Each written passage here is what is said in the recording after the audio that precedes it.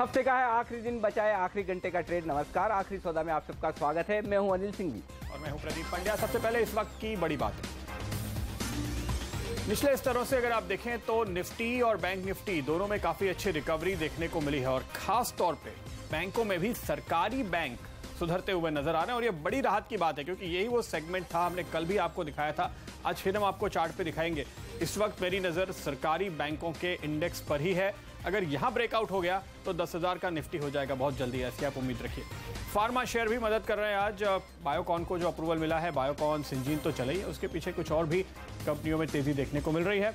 लेकिन आज जहां निराशा है, सबसे ज्यादा कमजोर हुए हैं आईपीओ वाले स्टॉक जो हाल में आए हैं, पिछले हफ्ते भर में, पिछले 15 दिन में, 20 दिन में जो लिस्ट हुए थे और बेतहाशा तेजी चल रही थी। आज फाइनली उन्होंने बहुत जोर का यू टर्न मारा है और जाहिर है कि ट्रेडर्स अगर आज सबसे ज्यादा कहीं परेशान है या फंसे हैं तो वो यही सारे स्टॉक्स हैं।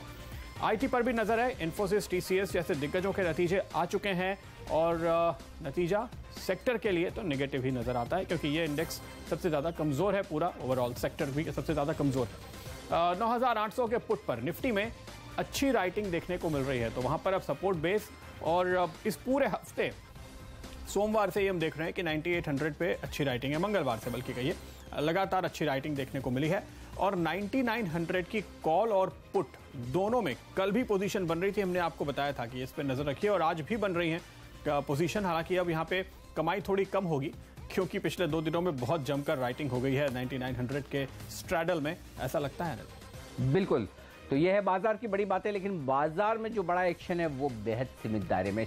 खुलते ही आज सुबह सेंसेक्स और निफ्टी दोनों ने फिर से नए हाई बनाए। इतिहास में पहली बार निफ्टी 9,900 के पार दिखा और सेंसेक्स 32,200 के पार दिखा, लेकिन ये तेजी ज्यादा देर टिकी नहीं। तुरंत ही मुनाफा वसूली हावी होती दिखी और निफ्टी फिसला। ऊपरी स्टोन से एग्जैक्टली निफ्टी ने लगभग 70 अंकों का करेक्शन दिया। 9,845 का लेवल, 9,850 पहला अहम सपोर्ट लेवल माना जा रहा था, वहीं पर सपोर्ट लिया, फिर से रिकवरी हुई। अब हो ये रहा है, पिछले पूरे सेशन में निफ्टी आप देखिए 9,850 से 9,900 की रेंज में वक्त बिताने की कोशिश करता हुआ दिख रहा है। तो बेहद सीमित दायरे में कारोबार है इस वक्त सेंसेक्स और निफ्टी में। मिड कैप शेयर भी उतार चढ़ाव के बीच कारोबार करते हुए दिख रहे हैं। फाइनली इस वक्त थोड़ी सी कमजोरी के साथ, लेकिन जैसा प्रदीप कह रहे थे कि अगर तेजी आई, अगर रिकवरी आई तो उसके लिए जिम्मेदार होंगे सरकारी बैंक, और इन्होंने अब तक बैंक निफ्टी को तो ऊपर की तरफ खींचा है हरे निशान में, लेकिन देखना होगा क्या कुछ और यहाँ मजबूती बन पाती है, 24,000 की तरफ बढ़ पाता है बैंक निफ्टी, जिससे कि सरकारी बैंक और बैंक निफ्टी के साथ साथ निफ्टी भी हरे निशान में लौटने की कोशिश करे। तो ये है इस वक्त इंडेक्स का हाल। तो आज सबसे बड़ा सवाल यही होगा कि रिकॉर्ड ऊंचाई पर बाजार थक चुका है या अभी तेजी की तैयारी है। ये सवाल पूछेंगे अपने एक्सपर्ट से। इसके अलावा नए लिस्ट हुए शेयर्स जो पिट रहे हैं, इन सब में आप क्या करें। हुडको, सीडीएसएल, एयू फाइनेंस, इन पर लेंगे एक व्यू। फार्मा शेयरों में तेजी है, सेक्टर की सेहत कितनी सुधरी, क्या खरीदारी कर लेनी चाहिए आपको। काफी वक्त से कॉन्ट्रा बाई बन रहा है यहाँ पे, अब क्या देते हैं राय हमारे एक्सपर्ट्स, जानेंगे। अगले हफ्ते काफी अहम नतीजे आने वाले हैं, तो तमाम शेयरों पर होगी हमारी नजर जिनके नतीजे अगले हफ्ते लाइंड अप हैं। इसके अलावा रोज की तरह से कुछ ही देर में आपको बताएंगे कहां लॉन्ग करें और कहां शॉर्ट। 3 बजे लेकर आएंगे निफ्टी कॉल और 3:15 पर बीटीएसटी या एसटीबीटी। लेकिन बता दें कौन से शेयर हैं आज एक्शन में। और सबसे पहले दिग्गजों में तेजी वाले शेयर जहां पर खरीदारी जबरदस्त होती दिख रही है। औरोबिंदो फार्मा, इनकी एक ड्रग की अप्रूवल की उम्मीद में, जो कि अगले हफ्ते हो सकता है, स्टॉक बड़ी तेज दौड़ लगा रहा है। निफ्टी का स्टॉक होकर भाग ऐसा रहा जैसे कि मिड कैप हो। 5.5% मजबूत है औरोबिंदो। कोटक महिंद्रा बैंक नतीजों से पहले अच्छे नतीजों की उम्मीद में ये तेजी दिखाता है और ऐसी ही उम्मीद एसीसी के शेयर में भी आपको दिखेगी। गेल का शेयर भी आज बेहद दमदार प्रदर्शन करता हुआ दिख रहा है। तो दिग्गजों में ये है मजबूत। लेकिन कमजोरी की बात करें, आईओसी में आज मुनाफा वसूली होती दिख रही है। टीसीएस कमजोर नतीजों के बाद गिरना ही था। कोल इंडिया हमेशा की तरह गिरता, बढ़ता कम है, गिरता ज्यादा है। लेकिन कौन से स्टॉक से आज एक्शन में? बायोकॉन, जहां पर कल यूएस एफडीए की एक एडवाइजरी कमेटी ने अप्रूव कर दिया कि ये कैंसर की दवाई ये लॉन्च कर सकते हैं। मेरे ख्याल से 2 या 3 सितंबर को लॉन्च होगी। उससे पहले स्टॉक में आज दमदार तेजी 9% की बनती दिख रही है। औरोबिंदो फार्मा का जिक्र अभी हमने कर ही दिया। ये 2 स्टॉक हैं स्टॉक ऑफ द डे। लेकिन आइए नई लिस्टिंग, जिस पर अभी फेसबुक लाइव पर भी ट्रेडर्स हॉटलाइन में सब लोग सबसे ज्यादा सवाल पूछ रहे हैं। आज आए ये सारे के सारे ऊंट पहाड़ के नीचे। देखिए इतनी तेज दौड़, जिस तरह से दौड़ रहे थे उसी तरह से गिरे भी है। एयू फाइनेंस, सीडीएसएल, हडको, जीटीपीएल, हैथवे, तेजस, शंकरा, आप जिस नई लिस्टिंग का नाम ले सब के सब एक गिरा तो उसके पीछे पीछे डर के मारे ट्रेडर्स, इन्वेस्टर बाकी सारे शेयरों में भी सोचे कि जो आ रहा है पैसा वो बटोर लिया जाए, बिकवाली जबरदस्त कर रहे हैं। लेकिन मजबूत क्या है, एथेनॉल जो ब्लेंडिंग का मामला है, जिसमें नितिन गडकरी साहब ने कहा कि यूपी के टैक्सीज, बसेज, ये पब्लिक ट्रांसपोर्टेशन वाले जो हैं व्हीकल्स, उनमें भी इसका इस्तेमाल जरूरी किया जाए। प्राज इंडस्ट्रीज इसके दम पर तेज दौड़ लगाता हुआ। रेलिगेयर, सिंजिन बायोकॉन की ग्रुप की कंपनी, बायोकॉन की तेजी का फायदा यहाँ आता हुआ दिखाई। जुबिलेंट फूडवर्क्स, ये स्टॉक आज जबरदस्त तेजी में आता हुआ दिखाई, खासतौर से मिड सेशन में। और सेंट्रल बैंक में भी आज मजबूती के साथ कारोबार होता हुआ। कमजोर क्या है, फिनिक्स मिल्स। आज सुबह यहाँ पर एक बड़ा ट्रेड होता हुआ दिखा था, उस बड़े ट्रेड के बाद स्टॉक संभल नहीं पाया, उसके बाद वहां से तेज गिरावट होती दिख रही है। गोवा कार्बन, वेंकीज भी, देखिए ये तमाम शेयर वो हैं जो काफ़ी दौड़ लगा चुके हैं, वही आज मुनाफा वसूली का शिकार हो रहे हैं। तो वेंचुरी 100 रुपये नीचे ट्रेड करता हुआ दिखेगा इस वक्त आपको। और आइनॉक्स विंड में भी नुकसान के साथ कारोबार होता हुआ दिख रहा है। प्रदीप बिल्कुल, और आइए आपको दिखाते हैं निफ्टी के चार्ट। सबसे पहले इंट्राडे आर्ली चार्ट के साथ शुरुआत करेंगे, यानी ये जो आर्ली चार्ट है 1 घंटे की एक कैंडल इसमें होती है। और आज की शुरुआत जो हो रही है, ये बड़ी सी रेड कैंडल आप देख रहे हैं बीच में ना, ये आज के दिन की पहली कैंडल है। तो हम यहाँ खुले और ये आप देखिए दिन का हाई भी यही है, पहले घंटे का हाई भी यही है। और ये जो बड़ी कैंडल हमने बनाई पहले घंटे के दौरान, एक हम कह सकते हैं स्ट्रॉन्ग मारूबोजू कैंडल जिसको हम कहते हैं। और इस तरह की जब एक पैटर्न बनता है बाजार में, तो वो ये बताता है कि बाजार ने एक इंपॉर्टेंट टॉप बनाया है। और यहाँ पर आपको अब नई तेजी तभी करनी चाहिए जब ये हाई निकल जाए। तो आज शुरू से ही ट्रेडर्स को ये संकेत पहले घंटे में मिल गया कि आज तो बेचना है। फ्राइडे फैक्टर शायद हो सकता है इसके पीछे काफ़ी हद तक जिम्मेदार हो, बाजार ऐसे भी काफ़ी ओवरबॉट है। तो अब आपको यहाँ पर साफ तौर पे 9,910 के आसपास एक टॉप बना हुआ दिखाई दे रहा है। निफ्टी में अब अगर आपको लॉन्ग करना है तो वो पोजीशन तो 99.10 के ऊपर ही बनेगी। जब ये हाई निकल जाए तब आप कह सकते हैं कि अब सप्लाई एब्जॉर्ब हो गई है। वरना नीचे की तरफ अगर आप देखें, ये जो हमने एक बैंड बनाया हुआ है, ये बैंड दरअसल आप देख सकते हैं कि गैप है जो हमने कल बनाया, और आज के दिन इसी गैप के ऊपर हमने सपोर्ट लिया है। तो ये बाजार में निचले स्तरों पे एक सपोर्ट एरिया है 88.25 से 98.25 से 98.50 के बीच।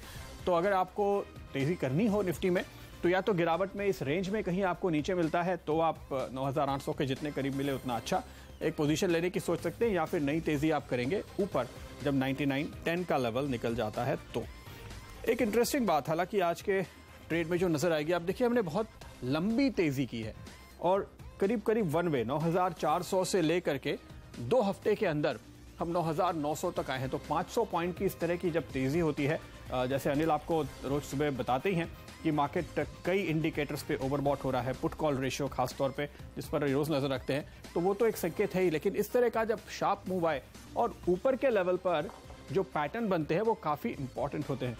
तो उस लिहाज से आज हम कह सकते हैं थोड़ी सी राहत की बात है। ये देखिए कल और आज की जो पोजीशन है, आज का हाई कल के हाई से ऊपर है, आज का लो कल के लो से नीचे है। और ऐसी स्थिति में ये जो इनगल्फिंग दिन के दौरान हुई थी, इसके बाद हम रिकवर हो गए हैं, ये बहुत अच्छी बात है। अगर हमारी क्लोजिंग यहाँ पे कमज़ोर होती और कल का जो हमने लेवल देखा था करीब 98.50 के आसपास, उसके नीचे जाकर अगर हम कहीं बंद होते तो वो मार्केट में टॉप बनने का संकेत हो जाता था। लेकिन अब भी हम आपको यही कहेंगे कि काफ़ी इंपॉर्टेंट होगा कि बाजार फिलहाल इस लेवल पर जो 99.10 का हाई है उसको पार करे, तभी ये तेज़ी इंटैक्ट रहने के संकेत मिलेंगे। और जैसे कि मैंने आपको पहले भी कहा कि नज़र इस वक्त आपकी होनी चाहिए PSU बैंक्स पे, और PSU बैंक इंडेक्स पे एक बार जल्दी से नज़र डालेंगे। और कल भी हमने आपको ये चार्ट दिखाया था, आज फिर से दिखाते हैं। ये देखिए कल जो हमने ये लाइन बताई थी रेजिस्टेंस के तौर पे, 3 दिन इस लेवल पर हम अटके हैं इस हफ्ते के दौरान, लेकिन आज आखिरी दिन हम इसके ऊपर निकल रहे हैं। तो ये एक काफ़ी अच्छा संकेत कहा जा सकता है। PSU बैंक में एक तेज़ी बनती हुई नज़र आ रही है, और अगर हम कामयाब रहते हैं इसको होल्ड करने में आज के दिन, फिलहाल 9,520 के आसपास के जो लेवल है, या इससे थोड़ा और ऊपर जा करके 3,520 से 30 के बीच में ही रेजिस्टेंस एरिया है। तो हम दिन के दौरान पार कर गए थे, अब नीचे आए हैं, लेकिन काफ़ी स्ट्रेंथ नज़र आ रही है PSU बैंक्स में। तो अगर डिसाइसिवली हम सोमवार को भी इस लेवल के ऊपर खुले और उसको होल्ड करने में कामयाब रहे, तो निफ्टी बैंक 24,000 का लेवल पार करेगा और निफ्टी 10,000 का लेवल पार करेगा, इसकी उम्मीद होगी। तो यही वो सेक्टर है जिस पर आपको जरूर नजर रखनी चाहिए। अनिल, आपके मुंह में घी शक्कर का मिक्सचर प्रदीप, 10,000 का निफ्टी और 24,000 का बैंक निफ्टी, यही तो हम देखना चाहते हैं। आज हो जाएगा या सोमवार का इंतजार। आज तो क्या, आज 10,000 तो नहीं होगा, नामुमकिन है, लेकिन मैं ये कह रहा हूं अगले हफ्ते में चांस है। ये ब्रेकआउट होना जरूरी है। उसके लिए मेरी कंडीशन ये है कि सरकारी बैंकों में ब्रेकआउट होना जरूरी है, जो कि आज बना है। अगर अब इसको होल्ड करेंगे सोमवार को, तो ये सरकारी बैंकिंग सेक्टर को भी और फिर निफ्टी को भी खींच कर ले जाएंगे। और देखिए प्रदीप जो है ना हमारे बैंकिंग एडिटर है, और अगर प्रदीप ये कह रहे हैं कि सरकारी बैंकों का ब्रेकआउट जरूरी है, तो मतलब जरूरी है। इनसे ज़्यादा बैंक्स कोई जानता समझता नहीं है। तो बैंक्स की ज़बरदस्त पकड़ है, और ऐसे में बैंकिंग शेयरों पर रखिए नज़र। यही डिसाइड करेंगे बाजार को और आगे कितना जाना है। फियर एंड ग्रीन मीटर भी देखा जाए आज किस तरह का प्रदर्शन है यहाँ पर, क्योंकि बाजार कमज़ोर है, लेकिन देखते हैं कि फियर एंड ग्रीन मीटर 50 के ऊपर है, एकदम बीचों बीच में 51 पर। ये बता रहा है कि तेज़ी और मंदी करने वाले दोनों ही बराबरी के मूड में। और जैसा प्रदीप भी कह रहे थे कि चार्ट पर सिचुएशन उतनी ख़राब नहीं है जितनी लोग समझ रहे हैं इस इंडेक्स को देखकर। तो कुल मिलाकर मामला ठीक है, लेकिन अब उन शेयरों पर फोकस किया जाए जहाँ पर एक्शन बढ़ता हुआ नजर आ रहा है। लॉन्ग या शॉर्ट, कौन सी पोजीशन बनाई जाए किन शेयरों में। किरण यादव हमारे साथ हैं ही। किरण, सबसे पहले जो शेयर मेरे दिमाग में आ रहा है, जिस पर मैं सोच रहा हूँ आपसे पूछा जाए, और वो है डीसीबी बैंक। कल नतीजे पेश करेगा शनिवार को। स्टॉक दिन के हाई पॉइंट की तरफ ट्रेड कर रहा है, 17% ओपन इंटरेस्ट बढ़ा है 12.5 लाख शेयरों से। दमदार तेजी की पोजीशन बन रही है डीसीबी में। खरीद कर जाए नतीजों के पहले?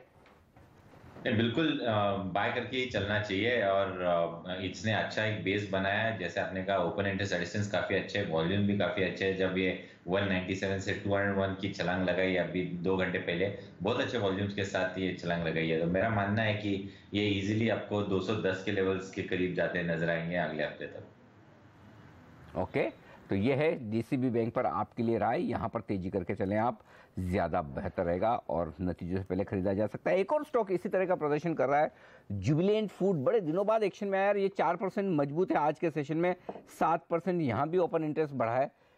यहाँ पर क्या इरादा है? एक आध दिन की तेजी होती है फिर ढीला हो जाता है, खरीदें या फिर वेट करें? नहीं अनिल जी, अभी खरीदना थोड़ा सा डिफिकल्ट हो जाएगा, क्योंकि पिछले 8-10 दिनों में करीबन 900 रुपए से लेके करीबन 1160 तक ये छलांग लगाई है। पिछले 3 दिनों में अच्छा खासा कंसोलिडेशन भी देखने को मिला था। हालांकि इसका ओपन इंटरेस्ट एडिशंस काफी अच्छा है, 6.5% का ओपन इंटरेस्ट एडिशन देखने को मिल रहा है। वॉल्यूम भी काफी अच्छा है। तो जिनके पास है उनके लिए stop loss, trailing stop loss लगाने की सलाह दूंगा। फ्रेश बाय करने की सलाह नहीं होगी, क्योंकि risk to reward ratio favourable में नहीं होंगे। तो अभी के लिए स्टॉप लॉस करीबन 1135 के रख के लॉन्ग पोजीशन बने रखने चाहिए। ओके, जुबिलेंट फूड के लिए आपको फिलहाल लॉन्ग पोजीशन बनाए रखने की सलाह मिल रही है। इस बीच अगर हम देखें, खास तौर पे कुछ एक स्टॉक्स जो ड्राइव करने की कोशिश कर रहे हैं, एक और हैवी वेट है, वो है एनटीपीसी, जहां पर हमने एक अच्छा खासा उछाल देखा है पिछले कुछ मिनटों में। हालांकि ये स्टॉक अगर आप देखें तो आज बहुत ही कम वॉल्यूम के साथ सुबह से ट्रेड कर रहा था, पर अभी अभी इसमें थोड़ी जान आनी शुरू हुई है। किरण, क्या लगता है आपको? नेक्स्ट रेजिस्टेंस 169 और उसके बाद 174, ये 2 लेवल से उस पर ध्यान देना चाहिए, यही टारगेट्स मान के चलना चाहिए। जिस तरीके के वॉल्यूम्स है, मैं लॉन्ग करने की सलाह दूंगा 164 रुपीज 50 पैसे का स्टॉप लॉस लगा के। ओके, एनटीपीसी बड़े दिनों बाद एक्शन में, ये एक और स्टॉक है जो आता हुआ नजर आएगा आपको। थोड़ा एक्शन यहाँ पर होता हुआ दिख रहा है। एक और स्टॉक है जो कमजोरी की तरफ एक्शन दिखा रहा है, ये भी पूछना तो चाहिए हमें। रेमंड्स 2% नीचे है और 7-8% यहाँ ओपन इंटरेस्ट घटा है, तो इसे शॉर्ट किया जाए या फिर नीचे में कहीं खरीदना चाहते हैं, आप बताएं। नहीं, खरीदना भी नहीं चाहता हूँ। खरीदना अगर है तो 820 के ऊपर ही खरीदूंगा, पर इधर बेचने की सलाह भी नहीं होगी, क्योंकि 788 785 बहुत अच्छा सपोर्ट है। अगर ये निकल जाता है तो फिर शॉर्ट पोजीशन करनी चाहिए।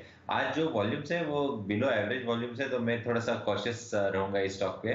पर ब्रेकआउट लेवल जो मैंने कहे, इसके ऊपर या नीचे फ्रेश पोजीशन लेनी चाहिए। आखिरी सवाल किरण आज के लिए, पीएफसी और आरईसी में काफी मंदी हो रही है, शॉर्ट करेंगे? आरईसी का चार्ट काफी फॉलो कर रहा हूँ, मुझे नहीं, मंदी नहीं करूंगा मैं इधर से शायद वर्स्ट के सिनेरियो 180 179 के लेवल्स देखने को मिलेंगे, इसके नीचे नहीं आएगा। वापस मुझे लगता है कि एक अच्छी मूव देखने को मिलेगी। जो मूव हमने 165 से लेके 190 के करीब हम जाते हुए देखेंगे, देखा है, उसका फर्स्ट लेवल ऑफ करेक्शन खत्म हो जाएगा और नेक्स्ट लेग ऑफ रैली देखने को मिलेगी।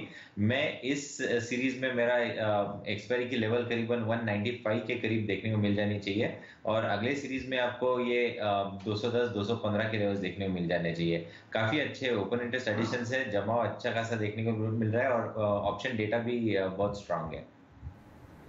ओके, ये है राय इस वक्त आपके लिए REC PFC जैसे शेयर पर। शुक्रिया आपका हमारे लिए वक्त निकालने के लिए किरण जी। और ब्रेक ले लेते हैं और ब्रेक के बाद दो और जाने माने एक्सपर्ट्स हमारे साथ जुड़ेंगे। आनंद राठी सिक्योरिटीज के सिद्धार्थ सेडानी बताएंगे आपको फंडामेंटल राय तमाम शेयरों पर, और इक्विटी रश के CEO कुणाल सरावगी चार्ट्स देखकर देंगे अपनी राय इस ब्रेक के बाद।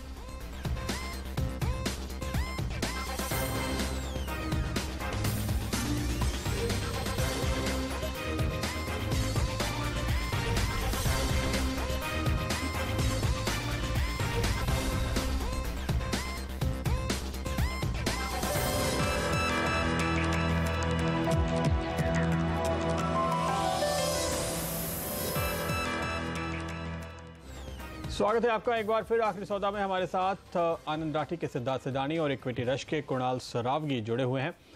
कुणाल, ये बताइए कि इस वक्त जो मौका मिल रहा है आपको, थोड़ी गिरावट आई है, क्या लॉन्ग करके जाएंगे निफ्टी बैंक निफ्टी? देखिए, बिल्कुल मुझे लगता है प्रदीप, जिस तरह का स्ट्रक्चर है, अगर पहले बैंक निफ्टी के चार्ट को अगर आप देखें तो देखिए उसमें गैप बना था 2 सत्र पहले, और अभी तक उस गैप के ऊपर ही बैंक निफ्टी ट्रेड कर रहा है। तो और आज भी अगर आप देखें तो निचले स्तरों से बहुत अच्छी रिकवरी हमने बैंक निफ्टी में देखी है। तो कोई वजह नहीं है कि ट्रेंड पर शंका की जाए। मुझे लगता है ओवरऑल ट्रेंड सिक्योर है। निफ्टी पर भी जो गैप बना था 2 सेशंस पहले, उसको अभी निफ्टी होल्ड कर रहा है। तो मुझे लगता है कि ओवरऑल बहुत पॉजिटिव चार्ट स्ट्रक्चर है, बिल्कुल खरीद करके जाना चाहिए। ओके, पॉजिटिव है चार्ट स्ट्रक्चर और कोई घबराने की जरूरत है नहीं। लेकिन वैल्यूएशंस के लिहाज से सिद्धार्थ जी, आप घबरा रहे हैं या आपको भी कोई टेंशन नहीं है? आराम से ठीक है, कोई बात नहीं, बाजार इस लेवल पर भी रखा जा सकता है, स्टॉक बेचने की जरूरत नहीं है।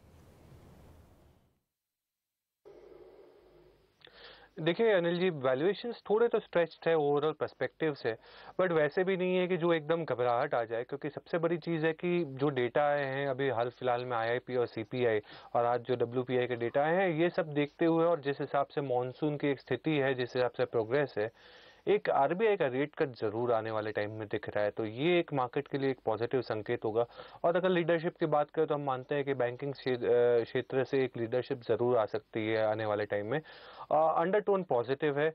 और सबसे बड़ी चीज़ है जो बाजार में देखने लायक है, वो बाजार ने इंडेक्स नहीं, स्टॉक स्पेसिफिक देखे और स्टॉक स्पेसिफिक ही दाव लगाए।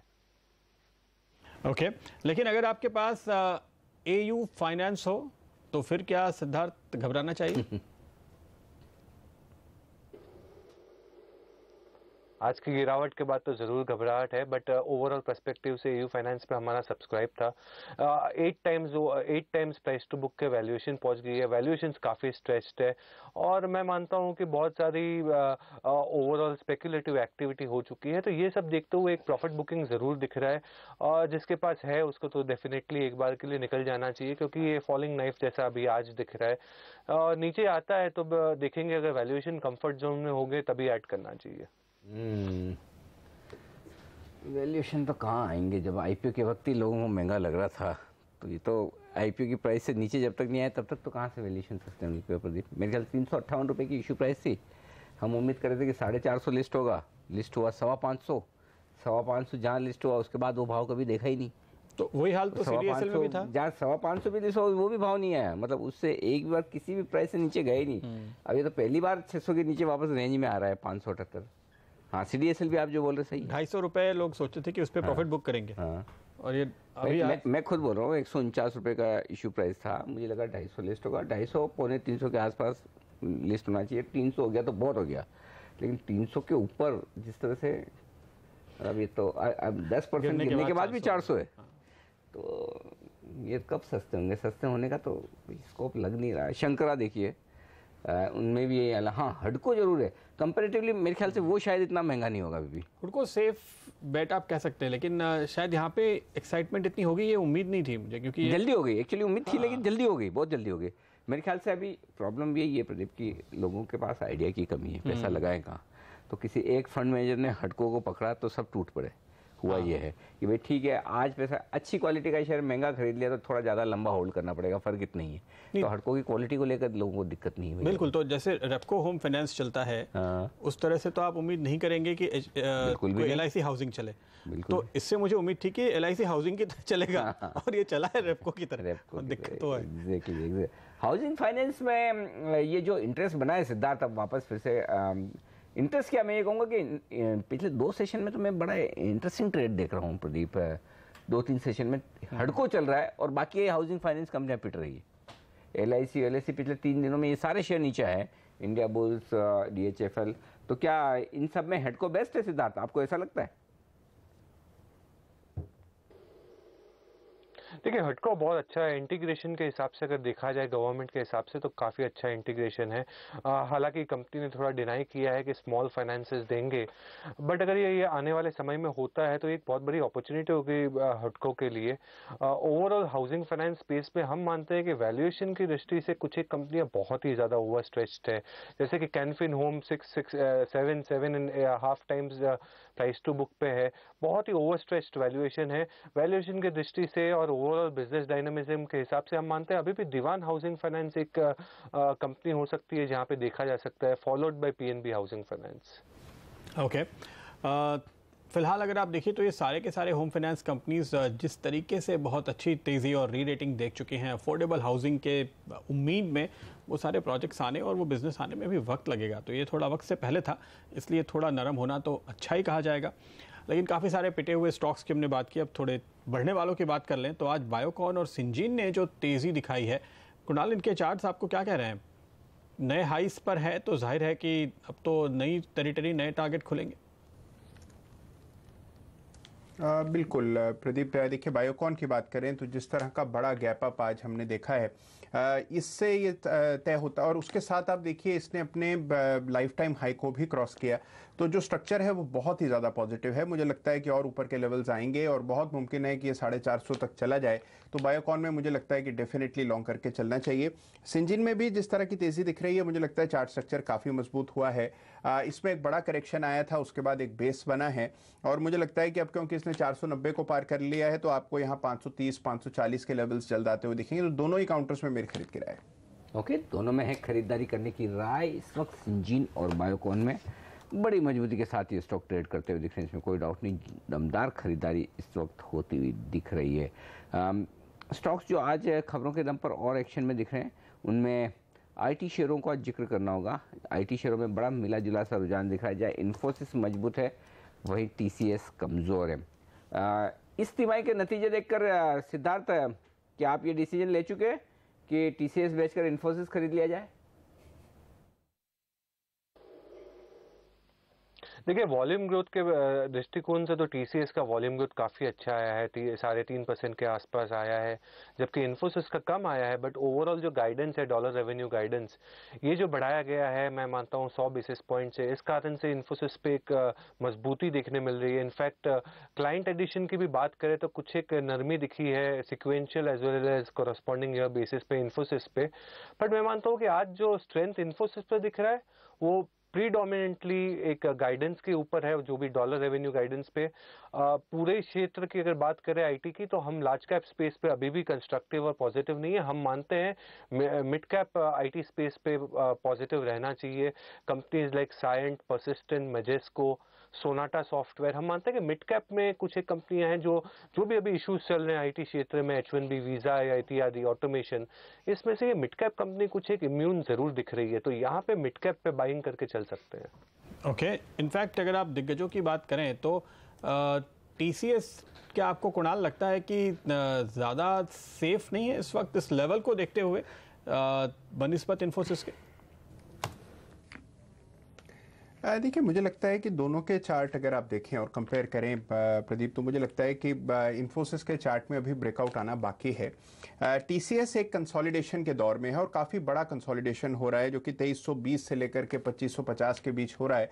तो मुझे लगता है कि अगर इन्हीं दोनों में चुनना हो तो मैं TCS के साथ जाऊंगा। मुझे लगता है कि स्ट्रक्चर उसका थोड़ा ज़्यादा बेहतर है। इन्फोसिस मुझे लगता है कि कुछ और वक्त लगाएगा ब्रेकआउट देने में। तो इन दोनों में चुनना हो तो TCS को चुनना चाहिए।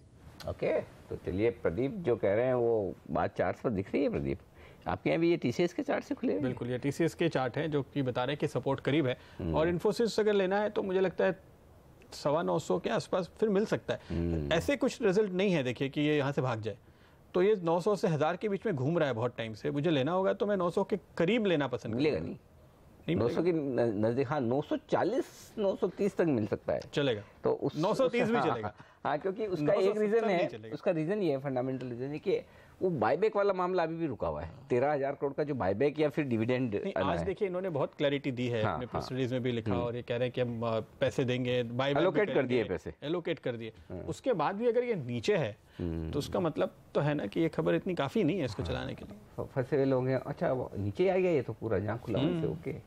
और चलिए, तो इन्फोसिस के बजाय अभी भी टीसीएस पर भरोसा प्रदीप का ज्यादा है, तो ये इस पर लेवल के लिहाज से, बिल्कुल लेवल के लिहाज से। और हमारे यहाँ तो एक ही कंप्यूटर खुला रहता है, प्रदीप जी के यहाँ देखिए 2-2 खुले, वो मल्टीपल काम, इधर भाव भी देखते हैं, इधर प्रदीप जी देखे, ये देखिए 2-2 एक साथ, मतलब 2-2 कंप्यूटर, कभी कभी तो इससे भी ज़्यादा, एक कंप्यूटर पे 2-2 3-3 स्क्रीन, तो मल्टीटास्किंग जो कहते हैं ना हम, वो प्रदीप करते हैं हमेशा शो करते वक्त।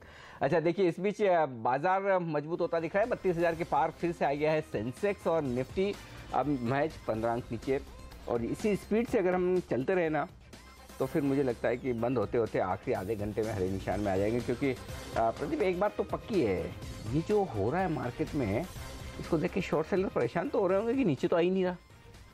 बिल्कुल है, तो फिर हफ्ते के आखिरी दिन, और जनरली मैंने देखा है, पहले हम हमेशा वीकेंड सेशन से बड़ा डरते थे, लेकिन अब ये हो रहा है, पिछले 5-7 फ्राइडे में देख रहा हूँ, फ्राइडे के दिन लोग तेजी के मूड में आते हैं कि चलिए घबराने की जरूरत नहीं, मंडे फ्राइडे आसानी से स्टॉक मिल जाता है, जिनको बेच के जाना होता है वो फटाफट दे देते हैं, और मंडे को फिर गैप से ऊपर ओपन होता है। तो कम से कम आज भी अगर वैसा सेशन हो जाए तो बड़ी बात नहीं, क्योंकि सरकारी बैंक जिस तरह से तेजी के मूड में आ रहे हैं, ये जबरदस्त है। यहाँ से बड़ा एक्शन आता दिख रहा है फार्मा और बैंक से, राइट?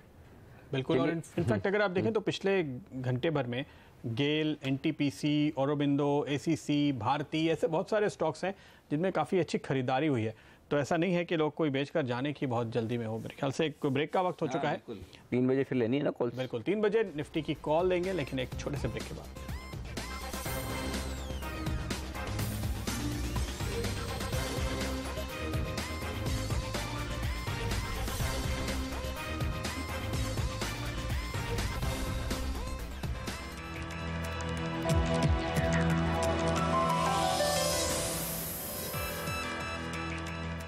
स्वागत है आपका एक बार फिर। 3 बजने में अभी भी थोड़ा वक्त बाकी है, तो इस बीच हम कुछ और स्टॉक्स पे नज़र डाल सकते हैं। रैली गियर पे आपकी नज़र होनी चाहिए। जिस तरह से लगातार गिरावट के बाद अब ये सुधरा है, इसी हफ्ते के अंदर अगर आप देखें तो 30% गिरने के बाद अब करीब 10-12% ये रिकवर हो गया है कल और आज में। सिद्धार्थ, कोई व्यू है आपका? जी नहीं, इस पे हमारा कोई व्यू नहीं है, बट अगर स्टॉक की बात करें तो स्टॉक तो 60-65% गिर चुका है एक महीने की बात करें। टेक ओवर कैंडिडेट है, सो लेट्स सी, क्योंकि ये ब्रोकरेज हाउस है तो इस पे ज़्यादा कुछ कमेंट नहीं है और ना हमारी कोई कवरेज है। कॉम्पिटिटर है इसलिए आप कवर नहीं करते ऐसा? जी ऐसी कोई बात नहीं है, बट ये हमारे कवरेज में नहीं है कोइंसिडेंटली। ये कंपटीशन मानते भी कि नहीं मानते, मुझे नहीं लगता कि सिद्धार्थ मानते होंगे कि वो हमारे कंपटीशन में। यानी अच्छा, कल के रिजल्ट पर बात करते हैं। कुणाल, 2 स्टॉक, डीसीबी और कर्नाटक बैंक, ये दोनों ही बैंक कल अपने नतीजे पेश करेंगे। बताइए इनके चार्ट्स, खरीद कर जाए नतीजे के पहले? देखिए, मुझे लगता है अनिल जी डीसीबी खरीदना चाहिए दोनों में से। अगर आप डीसीबी का चार्ट स्ट्रक्चर देखें तो काफ़ी अच्छा है, एक ब्रेकआउट भी 200 रुपये के ऊपर आया है, अगला रेजिस्टेंस 212-13 के बीच है, तो मुझे लगता है यहाँ से भी 5-6% की तेजी की गुंजाइश है। तो इन दोनों में चुनना हो तो डीसीबी खरीदना चाहिए, चार्ट स्ट्रक्चर भी अच्छा है, ब्रेकआउट है, बाय करना चाहिए।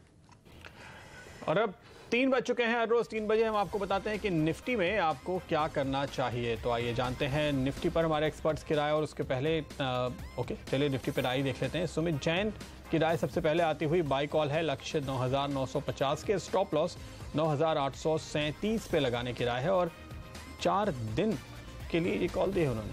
अच्छा, तो खरीदारी करना चाहते हैं सुमित। और निशान जैन की राय भी बता दूं मैं आपको, वो भी खरीदना चाहते हैं। 9,880 छोटा टारगेट दिया, ये तो हो गया, 2,880 तो आ गया, चलिए खत्म करो, अगली ले ले फिर कॉल। कुणाल की लें, स्टॉप लॉस का लेवल है ना अरे नहीं कुछ तो 9,830 का स्टॉप लॉस है, 9,930 शायद। हाँ ना कुछ उल्टा पुल्टा है मामला।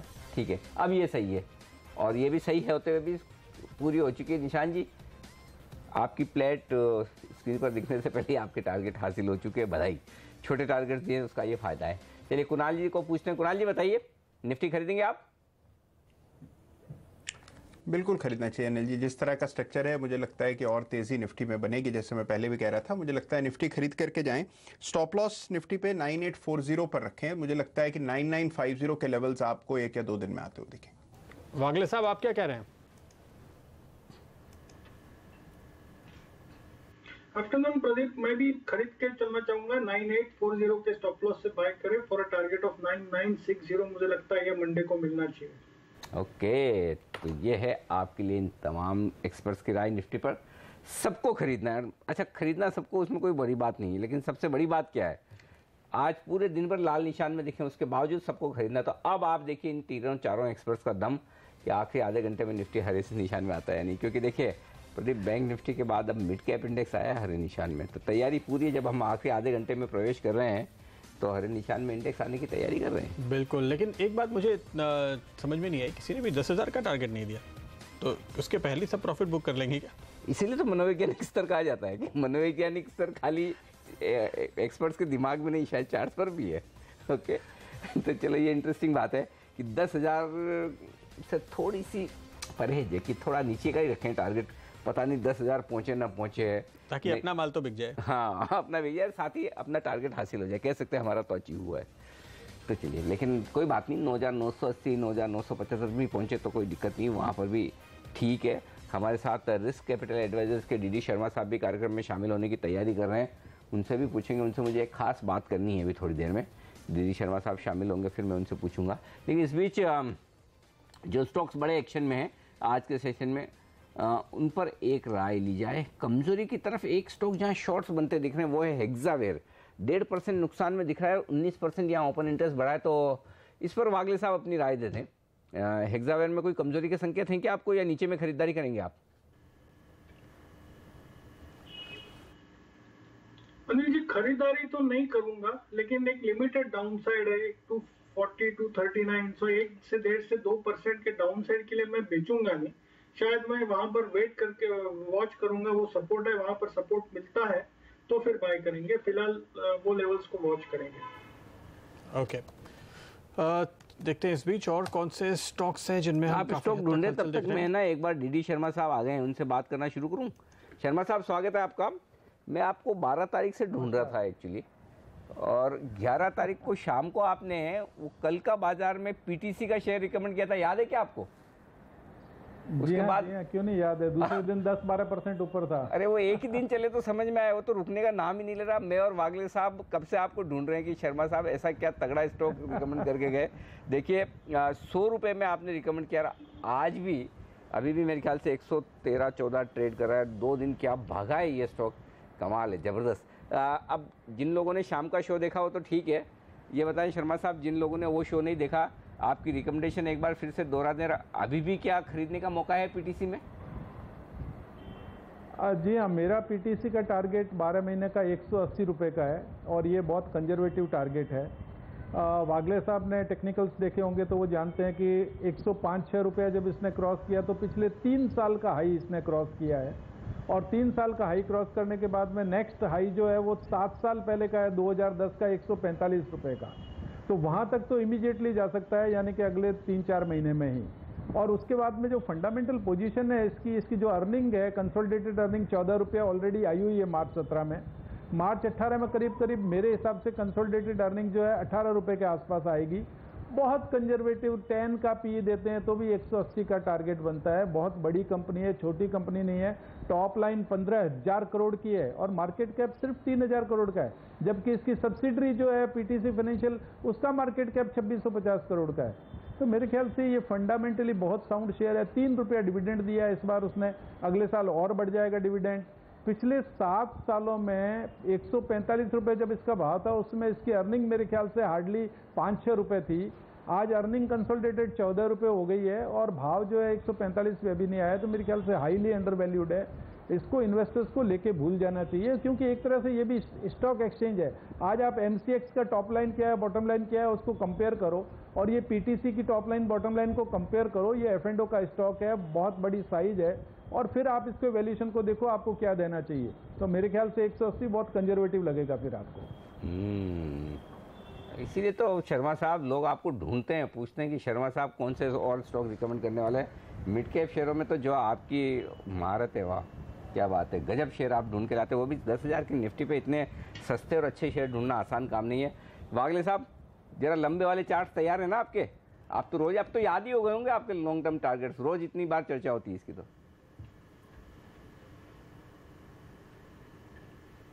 अनिल जी, आप PTC की बात कर रहे हैं? अरे उसी की, सिर्फ उसी की बात कर रहा हूँ।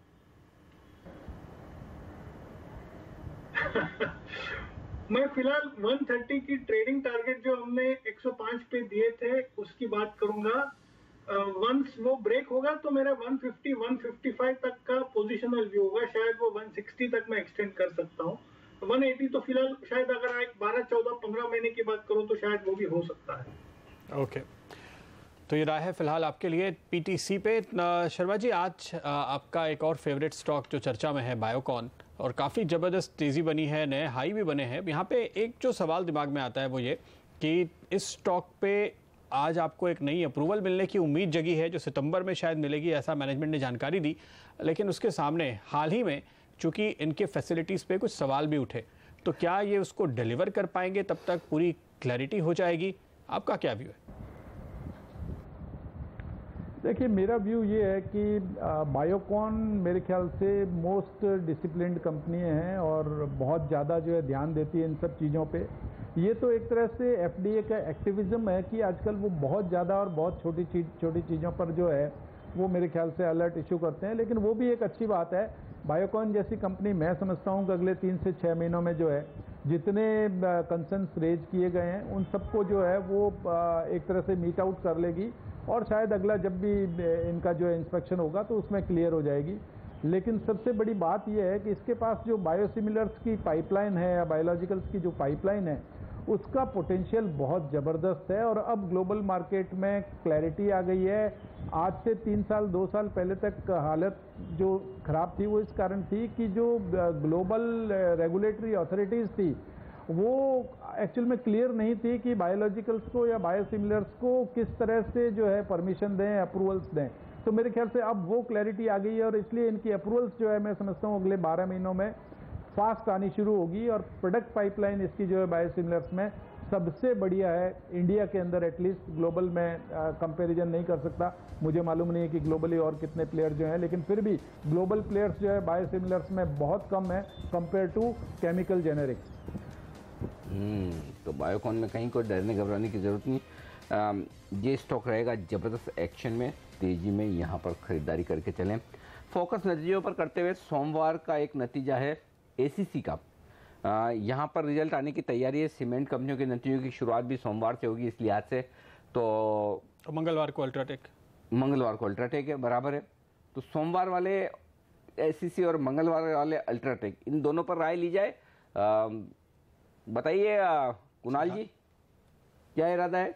खरीदारी करेंगे दोनों में से? ACC तो बड़ा मजबूत दिख रहा है मुझे। देखिए, दोनों ही काफ़ी मजबूत हैं अनिल जी। मुझे लगता है कि जिस तरह का स्ट्रक्चर सीमेंट स्टॉक्स का है, मुझे लगता है कि इसमें और तेज़ी बनेगी। ACC में तो आज ही मूव आ गया, और मुझे लगता है कि और भी बड़ा मूव आ सकता है। एक मेजर रेजिस्टेंस के आसपास ये फिलहाल ट्रेड कर रहा है, और जिस तरह का मोमेंटम अभी बना है मुझे लगता है इसको भी पार कर जाएगा। अल्ट्राटेक में भी कुछ मोमेंटम बनता हुआ दिख रहा है। मुझे लगता है कि अल्ट्राटेक भी 4400 4450 तक चला जाएगा इस तेज़ी में। तो दोनों ही सीमेंट स्टॉक्स पर, और साथ ही इंडिया सीमेंट पर भी मेरी खरीद के है। ओके, हम देख रहे हैं TCS और इन्फोसिस के दोनों नतीजों के बाद तो गिरे ही हैं। सिद्धार्थ, अब विप्रो का नतीजा जो अगले हफ्ते है, क्या उम्मीद करेंगे उससे? और एक और स्टॉक जिस पर नजर होगी मेरे ख्याल में माइंडट्री। देखिए, माइंडट्री के नतीजे काफ़ी अच्छे आ सकते हैं। विप्रो की बात करें तो विप्रो के नतीजे पिछले कई क्वार्टर से खराब आते हैं, वॉल्यूम ग्रोथ भी अच्छा नहीं आता है, मार्जिन्स में भी कुछ एक डिप देखने मिलता है। तो हम मानते हैं कि विप्रो के नतीजे उतने अच्छे नहीं रह सकते हैं।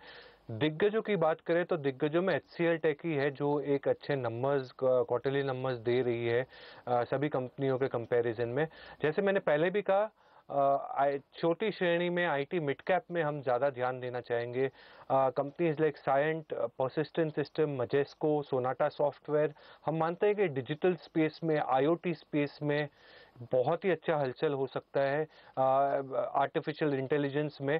तो ये मिड कैप IT कंपनियों पे ज़रूर ध्यान देना चाहिए। ये सारी कंपनियां आउट परफॉर्म कर सकती है लार्ज कैप स्पेस को 6 से 12 महीने के पर्सपेक्टिव से। ओके और शर्मा जी, साथ ही एक और दिग्गज पे अगले हफ्ते नज़र होनी चाहिए, वो है RIL, क्योंकि गुरुवार को रिजल्ट है और शुक्रवार को AGM है। और ये एक ऐसा स्टॉक है जिसके AGM पर छोटे छोटे निवेशकों की और बड़े निवेशकों की भी बड़ी पैनी नज़र रहती है।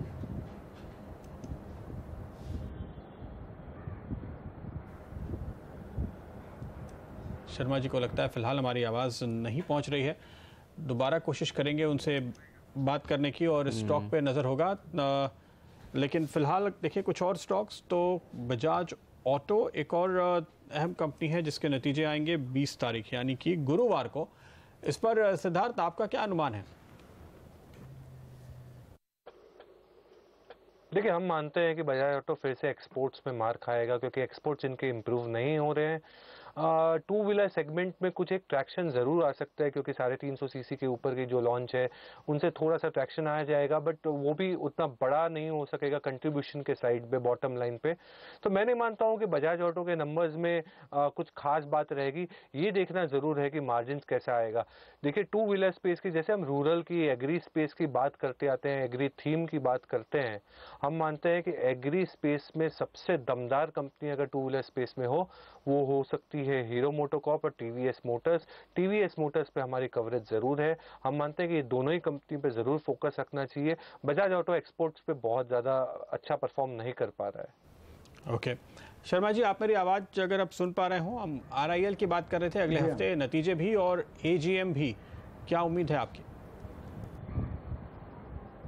देखिए, नतीजे तो मेरे ख्याल से जो ट्रेंड चल रहा है उसके हिसाब से ठीक ही आने चाहिए, कम से कम मेरे ख्याल से डिसअपॉइंट नहीं करना चाहिए। लेकिन मुद्दे की चीज़ ये है कि आगे जा कर के जो है नतीजे कैसे होंगे। एक ज़्यादातर मार्केट ने, या अभी जो रिसेंट रैली हुई है वो मार्केट ने जियो को डिस्काउंट करके दी है, लेकिन मेरे ख्याल से उससे भी बड़े फैक्टर हैं जो इनका जो पेट्रोकेमिकल बिजनेस का एक्सपेंशन पूरा हुआ है, साथ ही साथ जो रिफाइनरी के अंदर जो है जो कोक को पेट्रोलियम में कन्वर्ट करके और उसके इनपुट को एज ए पावर के लिए इनपुट यूज करके, और वो जो कमिश्निंग हुआ है प्रोजेक्ट, उसके कारण इनकी पावर कॉस्ट कम हो जाएगी रिफाइनरीज की। और उसके कारण जो पुराना एस्टिमेट था, मुझे ध्यान है कि कंपनी कह रही थी कि $2 तक जो है इनकी कॉस्ट कम हो जाएगी रिफाइनिंग की। वो कम होती है तो रिफाइनिंग मार्जिन और बढ़ सकते हैं आने वाले सालों में। तो मैं समझता हूं कि ये सारे जो पेट्रोकेमिकल और रिफाइनिंग के ट्रिगर्स हैं वो भी आगे जाकर के प्ले आउट होंगे। और मैं जैसा पहले पिछले 9 महीने से या 12 महीने से कहता आ रहा था मेरा टारगेट, वो तो 1500 रुपये का आ गया। अब मुझे लग रहा है कि अगले 12 महीनों में ये शेयर जो है 2000 भी क्रॉस कर सकता है, जिस तरह से आगे के ट्रिगर्स हैं। 1650 पे हालांकि मुझे लगता है पहले नज़र होगी, जो कि अगर आप अब बोनस के बाद एडजस्टेड भाव देखते हैं तो पुराने जो हाइस थे वो तकरीबन 3300 रुपए के आसपास का हाई था, राइट? हाँ, तो 1650 हुआ। हाँ, बराबर आधा हो गया। बराबर। तो हम 1550 देख चुके हैं, 1650 हाँ, तो एक बार लाइफ टाइम हाई जो वहाँ पहुंचेगा उसके बाद वो लेवल पार करने के बाद। और देखिए, रिलायंस तो शर्मा साहब के रेडार पर नहीं, लेंस में है। हर क्वार्टरली रिजल्ट जो हम रिलायंस के जब कवर करते हैं तो शर्मा साहब तो हमारे साथ होते ही हैं और वो पूरी एक एक बारीकी है। अभी मैं अगर इनको पूछूं, इनको सब पता है कौन से प्लांट कब शुरू हो रहे हैं, किनका कब कमर्शियल प्रोडक्शन शुरू होने वाला है। शर्मा साहब को वो रेडी रेकनर टाइप मामला है पूरा रिलायंस का। चलिए, अगला हफ्ता काफी अहम है। अच्छा, रिलायंस का हमने डिस्क्लेमर दे दिया है क्या? रिलायंस का डिस्क्लेमर देने के पहले मैं ये बोल दूं कि अगला हफ्ता काफी अहम है। रिजल्ट है, AGM है। अगला हफ्ता हम कह रहे हैं कि 10,000 का लेवल आने के लिहाज से भी अहम है और सबसे बड़ी कंपनी है रिलायंस। लीडरशिप आने की पूरी संभावना है। लीडरशिप एक और स्टॉक से आने की पूरी संभावना है, HUL। बस उस पर बात करेंगे थोड़ी सी देर में। इससे पहले रिलायंस का डिस्क्लेमर। CNBC आवाज आपका चहेता चैनल इस वक्त जो आप देख रहे हैं हमारे साथ, वो है TV18 ब्रॉडकास्ट का हिस्सा और TV18 ब्रॉडकास्ट का स्वामित्व और प्रबंधन है रिलायंस इंडस्ट्रीज के हाथों में। तो जब भी आप रिलायंस से रिलेटेड कोई भी खबर पढ़ें, सुने, देखें, हमारे एक्सपर्ट से कोई भी एडवाइस सुने, तो ये मानकर चलें कि रिलायंस इंडस्ट्रीज का जब कवरेज है तो हमारा इंटरेस्ट हो सकता है। तो यही डिस्क्लेमर आपके लिए। बजे हैं इस वक्त 3:15, 3:15, 3:15 बजे और वक्त है BTST या फिर STBT का। कोलकाता से भेजिए हमें 2 कॉल सिमी भौमिक ने। सिमी कह रही है कि कैनरा बैंक खरीद कर जाइए। वाह, चलिए तो बैंकों में तेजी का रुझान बरकरार और कैनरा बैंक के सिमी को पसंद कह रही कि सोमवार के लिए 372 और 375 का स्टॉप लॉस टारगेट रखिएगा 360 के स्टॉप लॉस के साथ। ये तो पहली पिक। और दूसरी पिक जो सिमी की लिस्ट में वो है औरोबिंदो फार्मा, आज का स्टार परफॉर्मर और 6% मजबूत होने के बाद अब भी खरीदा जाए इसे, ये कह रही है सिमी। और यहाँ पर टारगेट आपका बनेगा औरोबिंदो के लिए 755 760 के आसपास का, स्टॉप लॉस 735 पर थोड़ा सा दूर, नहीं थोड़ा नहीं, ठीक है 12-13 रुपए दूर है। चलिए ओके, अगली कॉल आ रही है सुमित बगड़िया की ओर से। बिल्कुल, सुमित की कॉल है कोटक महिंद्रा बैंक पर और इन्होंने स्टॉप लॉस लगाया है तेजी में 965 का, टारगेट 995 से 1000 के देख रहे हैं। सन फार्मा पे भी बाई कॉल दे रहे हैं, स्टॉप लॉस 560, टारगेट 590 से 600 तक आने की उम्मीद है। कुणाल, आपके कॉल। देखिए 2 काउंटर्स प्रदीप जिसमें मुझे लगता है आज खरीद कर सकते हैं। सबसे पहले कैडिला हेल्थ केयर, जहां पर एक बुलिश फ्लैग पैटर्न का ब्रेकआउट आज हम देख रहे हैं। मुझे लगता है कि यहां पर 540 545 के लेवल्स आते हुए देखेंगे। 525 पर स्टॉप लॉस रखकर खरीद की राय है। और दूसरा काउंटर हिंद पेट्रो, जहां पर एक ब्रेकआउट चार्ट पर नजर आ रहा है। मुझे लगता है कि इसमें भी और बड़ी तेजी बनेगी। 375 का स्टॉप लॉस रखें, 400 के लक्ष्य से बाय करें। ओके, तो ये है कुणाल के पसंदीदा स्टॉक। सबको करनी है खरीदारी, ये इंटरेस्टिंग बात दिख रही है प्रदीप। किसी को बेचने का इरादा है नहीं। वागले साहब से पूछता हूँ, वागले साहब दोनों बाय या फिर कोई आप हेजिंग थोड़ा सा सेफ होकर चलेंगे? नहीं अनिल जी, मेरा व्यू तो पॉजिटिव है। नए हाई की मंडे को तैयारी है, तो मैं दोनों बाय करके चलूंगा। पहला कॉल होगा M&M फाइनेंशियल, जो 370 के स्टॉप लॉस से बाय करे फॉर अ टारगेट ऑफ 379। दूसरा होगा स्टार स्ट्राइड सर्कुलर, जो 1045 के स्टॉप लॉस से बाय करे फॉर अ टारगेट ऑफ 1068। तो आप कह रहे हैं 5 अंकों में निफ्टी हो जाएगा मंडे को? नहीं, नया हाई बोला है इन्होंने। नया हाई तो 9950 9,918 होते ही हो जाएगा तो। नया हाई या 10,000? वागले साहब जरा क्लेरिफाई कीजिए प्रदीप जी को। शायद दोनों हो जाएगा। ये हुई ना बात, ये है मजबूत बुल। देखिए ऐसा है कि 9,913 आज का ये, इसके ऊपर खुलेगा और 10,000 पहुंचेगा। मैं इन शॉर्ट जो वागले साहब कह रहे हैं वो बता दूं। ओके, लेकिन एक ट्रेड देखिए जो हम कल भी कह रहे थे, आज भी कह रहे थे कि 9900 के कॉल और पुट पे लोग स्ट्रैडल बिठा रहे हैं, ऐसा लगता है। तो कल 150 रुपए मिल रहे थे, अब आज मुश्किल से 130-32 रुपए मिल रहे हैं। मतलब ये 2 दिनों में कुछ ज़्यादा ही ये ट्रेड हो गया है। अभी भी कुणाल, आपको लगता है कि ये ट्रेड बाकी बचा है करने के लिए या नहीं? देखिए बहुत ही जोखिम भरा ट्रेड है ये प्रदीप। और देखिए 9900 के कॉल पुट का जो स्ट्रैडल है उसमें प्रीमियम कम होने की वजह यह है कि 9900 की तरफ बाजार बढ़ रहा है, तो उसी कारण ये संभावना बड़ी है कि इसका प्रीमियम कम हो रहा है। मुझे लगता है कि जिस तरह का मार्केट मोमेंटम है, बहुत बड़ा आश्चर्य नहीं होगा अगर 10,000 को पार करके एक बहुत बड़ा फ्लेयर अप आपको देखने को मिल जाए। तो मेरी राय में बिल्कुल भी इसको इस स्ट्रैडल को जिसको आप कह रहे हैं बेचना नहीं चाहिए। ओके, एक स्टॉक अभी भी मेरे रडार पर आया, बड़े एक्शन में आता हुआ दिख रहा है, कोलकाता इलेक्ट्रिसिटी। जरा ये लाइए स्टॉक, इसमें क्या हुआ है अचानक से? पिछले 10-15 मिनटों में ही मेरे ख्याल से, या 2-4 मिनटों में हुआ।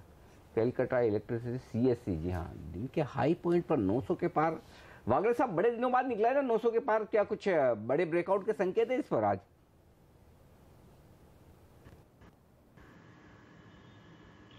अनिल जी, मॉर्निंग से ही इसमें स्ट्रेंथ दिखाई दे रही है 11 साढ़े 11 बजे के बाद, और एक फ्रेश ब्रेकआउट 900 के ऊपर। आप बिल्कुल सही कह रहे हैं, मैं तो यहाँ पर भी बाय करने की सलाह दूंगा 908 909 लेवल्स पे।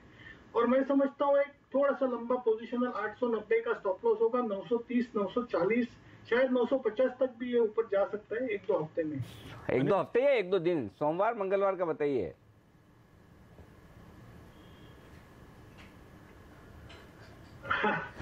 सोमवार मंगलवार को 930 940 तक तो जाना चाहिए। हाँ, ये हो ना टारगेट। ओके, लेकिन PTC का चार्ट देखना चाहिए आपको। अनिल, जब आप बात कर रहे थे कुछ देर पहले शर्मा साहब के साथ, और उसके बाद देखिए कि इसने किस तरीके से आपकी बातचीत के साथ साथ में तेजी पकड़ी है, और हाइस करीब 116 के आसपास तक जाकर आया। उस वक्त 112-13 पे था PTC। हाँ, क्या हो गया? 112-13 वाला 116 तक पहुंचता हुआ नजर आया है। तो बहुत ही तगड़ी खरीदारी, और इस दौरान वॉल्यूम जो हुए हैं वो बड़ी बात है। पिछले 20 मिनट में 21 लाख शेयर्स का ट्रेड हुआ है, जो पूरे दिन के ट्रेड का 1/3 है। शर्मा साहब सुन रहे हैं ना आप?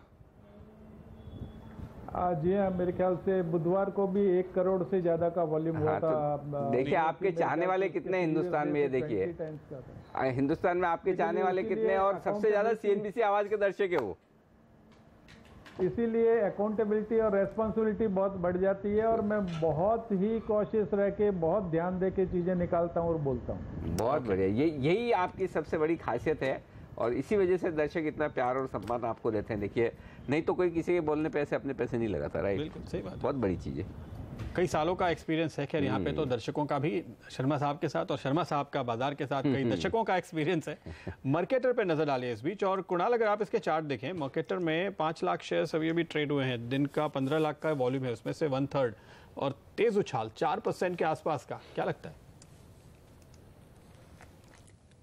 मुझे लगता है कि प्रदीप वेट करना चाहिए। काउंटर अंडर परफॉर्मिंग है और आज ज़रूर इसमें उछाल देख रहे हैं, लेकिन एक उछाल से मुझे लगता नहीं कि इसको खरीदना चाहिए।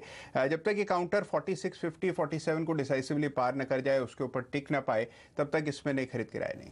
अच्छा, ये रिटेल में जो कुछ बातें लक्ष्मण बता रहे थे शुरुआत में, उसकी वजह से है क्या? देखिए V2 retail, trend, future consumer, इसी वजह से बड़े तगड़े वॉल्यूम हो रहे हैं जाते जाते। आज एक्चुअली क्या है, आज वो प्रधानमंत्री बैठक ले रहे हैं, तो वैसे तो क्या 100% एफडीआई ऑलरेडी है, कर तो दिया है सरकार ने, लेकिन पैसे तो आ नहीं रहे। तो इस अभी क्या आज की बैठक में प्रधानमंत्री सीधा सीधा ये पूछेंगे हर एक सेक्रेटरी से, मिनिस्टर से, क्यों नहीं आ रहे पैसे। तो जहाँ जहाँ दिक्कतें हैं, कौन से ऐसे क्लोज हैं जिनकी वजह से तकलीफ है, वो बताओ, क्लियर करो, आगे बढ़ो।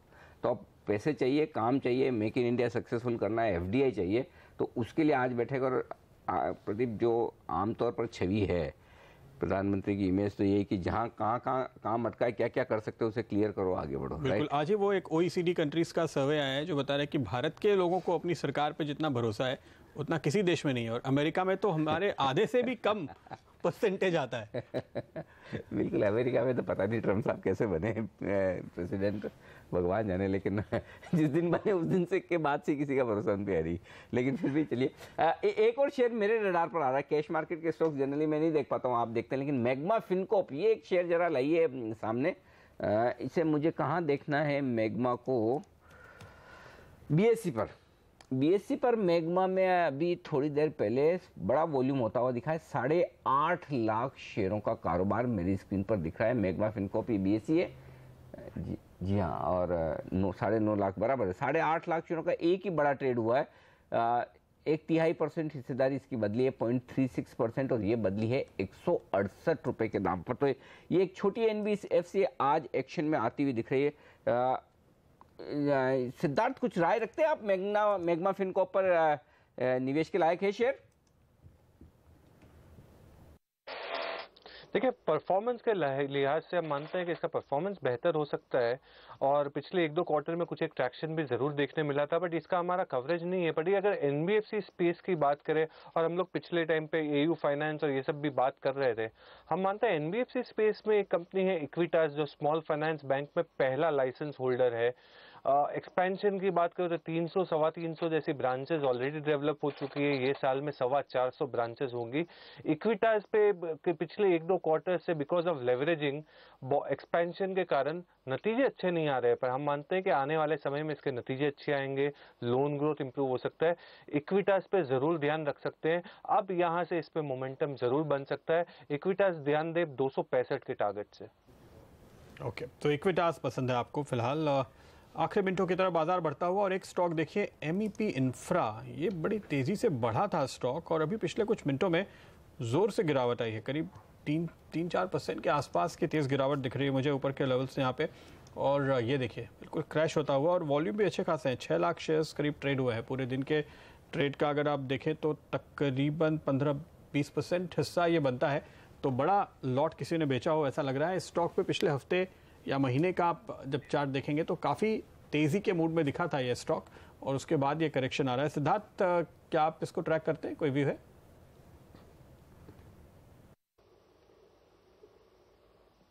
प्रदीप जी, कौन से स्टॉक की बात हो रही है? MEP infra.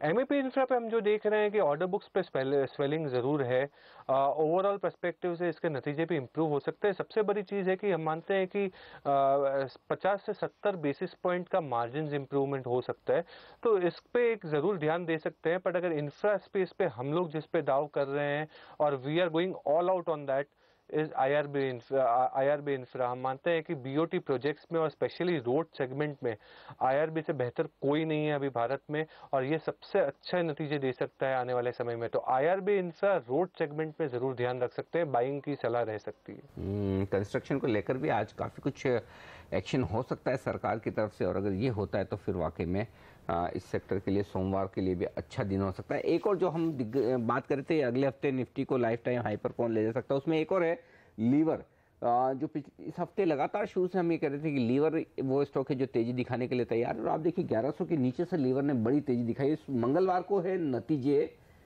मंगलवार ही है नहीं बुधवार को, सॉरी 18 तारीख को, 18 तारीख को मंगलवार है, हाँ 18 को नतीजे लीवर के। लीवर नतीजों के पहले अब भी खरीदा जाए वागले साहब? अभी तो सिर्फ 1145 ही हुआ है।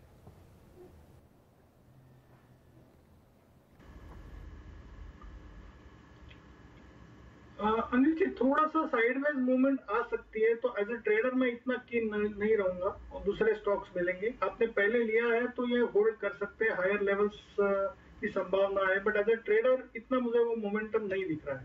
अच्छा, लेकिन ये समझ में नहीं आती बात कि आप देखिए हमारा पोल क्या कह रहा है, 1% मुनाफा गिरेगा साल दर साल, आमदनी 2.5% शायद कुल मिलाकर मुश्किल से साल दर साल बढ़ेगी, और स्टॉक अपने ऑल टाइम हाई पे है। और पिछले महीने भर का आप चार्ट देखिए, महीने भर का चार्ट देखिए, 3 महीने का चार्ट देखिए, 6 महीने का मूवमेंट देखिए, लगातार कंसिस्टेंट आउट परफॉर्मर बना हुआ है। ये कैसे एक्सप्लेन करते हैं? वॉल्यूम ग्रोथ जीरो आएगी, उसके बाद भी स्टॉक चलेगा। शर्मा जी क्या लगता है इसमें? कौन से स्टॉक की बात करें? HUL sir. देखिए HUL मेरे ख्याल से ये इंस्टीट्यूशंस के लिए स्टॉक है, हमारे लिए या हमारे जैसे जो रिटेल इन्वेस्टर्स हैं उनके लिए स्टॉक नहीं है, क्योंकि इसका वैल्यूएशन जो है उसको जस्टिफाई करना बड़ा मुश्किल है, और इससे जो रिटर्न मिलेंगे वो रिटर्न भी मेरे ख्याल से रिटेल इन्वेस्टर्स को पसंद नहीं आते हैं। तो मेरे को तो ये खैर महंगा लगता है स्टॉक। लेकिन देखिए हम आपको रिटेल, पहली बात तो हम आपको रिटेल इन्वेस्टर तो मानेंगे नहीं भले आप कहें, लेकिन प्रदीप जो लीवर में है वो खास बात यही है कि इस क्वार्टर से ज़्यादा आगे का मामला, ये डिमोनेटाइजेशन होने के बाद है ना, जो जितने ब्रांडेड प्रोडक्ट्स बनाने वाली दिग्गज कंपनियां हैं इनका बिजनेस अब बढ़ेगा, क्योंकि जो छोटे मोटे तो ये कहते हैं कि छोटी जगहों में इधर उधर लीवर जैसी नेम से एक ब्रांड बनाकर वो बेचते थे, टैक्स चोरी करते थे, जिसके दम पर इनका बिजनेस चलता था, उनका बंद होता हुआ दिखेगा। दूसरा एक बड़ा ट्रिगर जो हो सकता है, दबी जुबान से लोग बात करते हैं कि लीवर में रिजल्ट के साथ कुछ बड़ा कॉर्पोरेट डेवलपमेंट आ जाए, ऐसा कुछ हो जाए तो वो एक अलग बात हो सकती है। लेकिन स्टॉक में पिछले 7-8 दिनों का मुंह देखिए, अंदाजा लगेगा इसके रिजल्ट के पहले किस तरह की बेहतरीन तेजी के साथ बिल्टअप होता हुआ दिख रहा है, उससे आप अंदाजा। In fact FMCG sector as such आप कह सकते हैं कि ITC भी और HUL भी लगातार बाजार को ये नए हाईज पर खींच के ले जाने में इनका बड़ा हाथ रहा है। दूसरा स्टॉक है DCB बैंक, जो नतीजों के पहले बेहद दमदार प्रदर्शन करते हुए दिख रहा है। आज सुबह से हम कह रहे थे कि देखिए DCB बैंक पर नजर रखिए, उस समय तो 197-98 के आसपास ही था, लेकिन ये भी स्टॉक है जो टॉप पर बंद होने की कोशिश कर रहा है। बिल्कुल, और एरिस लाइफ साइंसेज पे नजर डाल लीजिए, क्योंकि जाते जाते किसी ने यहाँ पर बड़ा एक लॉट बेचा है। सेंट्रल बैंक में थोड़ी सी बिकवाली अच्छी क्वांटिटी के साथ, और वेंकीज में भी अच्छी क्वांटिटी के साथ बिकवाली होती हुई नजर आ रही है। तो ये कुछ ऐसे स्टॉक्स हैं जहां पर आखिरी मिनटों के दौरान खास हलचल के लिहाज से आपको नजर रखनी चाहिए। तेजी वाले स्टॉक की अगर बात करें तो जहां पर जाते जाते लोगों ने खरीदारी की है, Trent, Future Consumer, marketer, PTC Sharma ji के कहने पे, HIL, ये कुछ स्टॉक हैं। हालांकि HIL में ज़्यादा वॉल्यूम नहीं, वॉल्यूम वालों में अगर आप देखें तो HPCL दिग्गजों में एक स्टॉक होगा जो कि दिग्गजों के बीच आखिरी आधे घंटे का फेवरेट है, हम कह सकते हैं। बहुत तगड़े BTST ट्रेड हुए और ये कॉल कुणाल की थी शायद। HPCL, कुणाल की भी फॉलोइंग ज़बरदस्त है भाई। कुणाल और HPCL जैसे शेयर में इस तरह का मुंह पकड़ना आसान काम नहीं है आखिरी आधे घंटे में। एक्चुअली भले ही आज थोड़े लाल निशान में बंद हो रहे हैं, लेकिन ऐसी कोई तबीयत खराब हो वैसा दिख नहीं रहा। बाजार बेहद मजबूत है एक्चुअली, ऐसा देखा जाए तो इतनी तेजी दिखाने के बाद। अच्छा प्रदीप, एक और इंटरेस्टिंग बात जो दिख रही है मेरी स्क्रीन पर, अगर क्लोजिंग बेसिस पर ये सही है तो पुट कॉल रेशियो 1.49 पर है। ओके, ये 2012 के बाद का पुट कॉल रेशियो का हाईएस्ट लेवल है। अच्छा, इसको बाद में देखते हैं, एक बार तब तक फाइनल क्लोजिंग आ जाए। फटाफट मैं एक बार यूरोप देखना चाहता हूँ और अमेरिका देखना चाहता हूँ कि आज रात वहाँ किस तरह का सेशन होगा अमेरिका में, अभी यूरोप के बाजार किस तरह से कारोबार कर रहे हैं, उससे अंदाज़ा लगाना चाहिए कि इस पुट कॉल रेशियो से हमें डरने की ज़रूरत है। थोड़ी सी मामूली सी कमजोरी, कोई खास नुकसान नहीं है अमेरिका यूरोप में। और अमेरिका देख लें, अमेरिका भी मेरे ख्याल से डाउ फ्यूचर 5-7 पॉइंट नीचे दिख रहे थे, जी हाँ 7 पॉइंट ही नीचे। तो कुल मिलाकर बहुत बड़ा अभी तक तो एक्शन नहीं दिख रहा है। फ्यूचर्स में देखें बाद में क्या कुछ होता है। चलिए, फाइनल क्लोजिंग आने की तैयारी है मेरी स्क्रीन पर इस वक्त। और एक चीज़ तो पक्की कि 9,900 के नीचे क्लोज होंगे, लेकिन उसमें दिक्कत नहीं है क्योंकि लगातार मेरे ख्याल से तीसरा सेशन होगा जब हम 9,800 के ऊपर क्लोज हो रहे हैं, तो वो ज़्यादा अहमियत वाली बात है। तो निफ्टी बैंक आप देखिए, हाँ, मेरे ख्याल से कल भी और फिर आज भी, हाँ, नए हाईएस्ट लाइफ टाइम हाई पर ये लाइफ टाइम हाई है क्लोजिंग बेसिस पर। और मेरे ख्याल से 23,964 कुछ है निफ्टी का इंट्राडे लाइफ हाई, जहाँ तक मेरा अंदाजा, जहाँ मेरी मेमोरी 964 वही सही है, सोमवार का, सोमवार और आज भी वही बनाया प्रदीप, 963 बिल्कुल, मतलब लाइफ हाई आज छुआ है बिल्कुल एग्जैक्टली। और आज हम नीचे से रिकवर हुए हैं और उस हाई के काफी करीब बंद भी हो रहे हैं और नए लाइफ टाइम हाई पे बंद हो रहे हैं निफ्टी बैंक में। तो ये काफी अहम बात है। और पीएसयू बैंक निफ्टी का पीएसयू बैंक इंडेक्स भी आप देखिए, ये 3520 3530 हम जो रेजिस्टेंस 2 दिन से बता रहे हैं वहीं बंद हुआ है। अच्छा, इसमें एक आप जो पीएसयू बैंक की बात बार बार कर रहे हैं उसकी बड़ी महत्वता है, और वो ये है कि जब सरकारी बैंकों में लोग भर भर के खरीदारी करें, सरकारी बैंक ट्रेडर तभी खरीदते हैं जब बाजार को लेकर उनका कॉन्फिडेंस हो। बिल्कुल, क्योंकि कमजोर क्वालिटी की शेयर आप तब खरीदते हैं जब आपको कॉन्फिडेंस नहीं हो, तो आप सोचेंगे ये नहीं लेना, लेंगे तो आप प्राइवेट लेंगे या कुछ दूसरे सेक्टर लेंगे। चलिए, एनीवे विदा लेंगे आप सबसे। शर्मा साहब, कुणाल जी, वागले साहब, सिद्धार्थ जी, बहुत बहुत शुक्रिया आपका हमारे लिए वक्त निकालने के लिए और हमारे दर्शकों की आज आखिरी सौदा में मदद करने के लिए। ये तो बाजार बंद, रिकॉर्ड ऊंचाई पर बंद हुए हैं आज बैंक निफ्टी, बाकी सेंसेक्स निफ्टी भी ठीक है मामूली सी कमजोरी के साथ। आखिरी सौदा में आज के लिए इतना ही, लेकिन आप देखते रहिए CNBC आवाज। नमस्कार।